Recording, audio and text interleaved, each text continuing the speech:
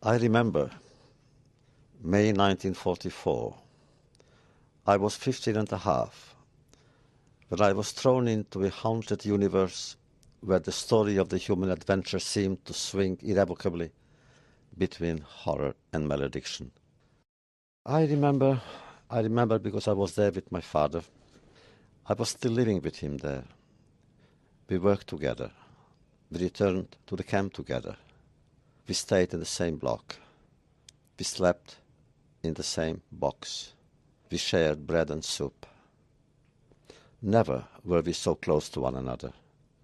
We talked a lot to each other, especially in the evenings, but never of death. I believed, I hoped that I would not survive him, not even for one day. Without saying it to him, I thought I was the last of our line.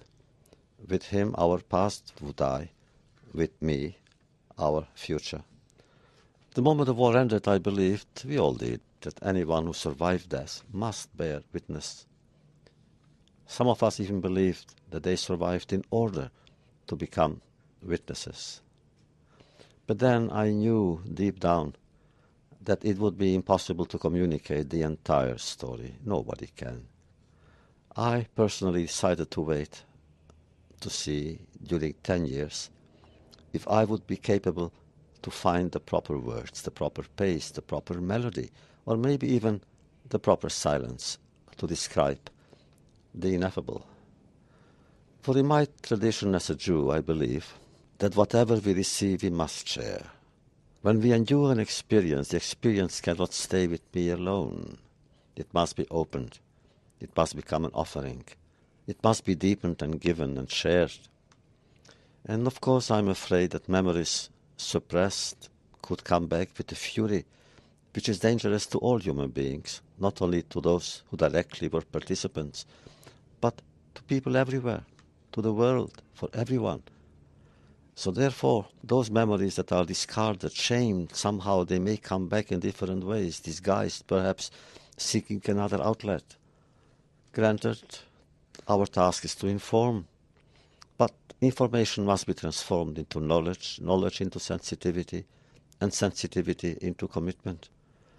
How can we, therefore, speak unless we believe that our words have meaning, that our words will help others to prevent my past from becoming another person's, another people's future? Yes, our stories are essential to memory. I believe that the witnesses, especially the survivors, have the most important role. They can simply say, in the words of the prophet, I was there.